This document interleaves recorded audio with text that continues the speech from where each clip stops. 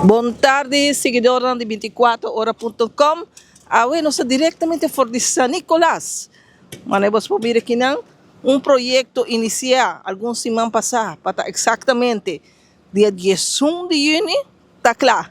Essa aqui está a primeira parte para o que está o projeto de gabinete AVP Futuro para revitalização de San Nicolás, mas é bote que tem na entrada e está mostrar.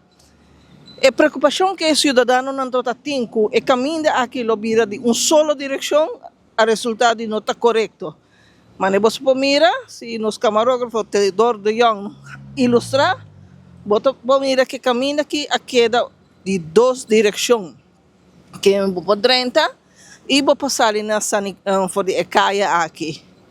Nós para recomendar que é pendiente para só bater hope mais projeto com o ministro Geoffrey Weaver a anunciar que lo melhorar a inteira área de San Nicolás aqui, começando com a parte de entrada.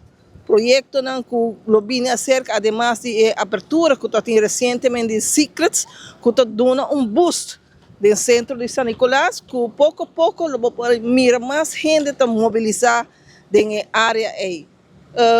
Nós vamos mais depois com mais informação de tour e demais projetos para o que está San Nicolás. Nós estamos diretamente com nosso camarógrafo Teodoro de Jong para você. Nossa promessa de notícia.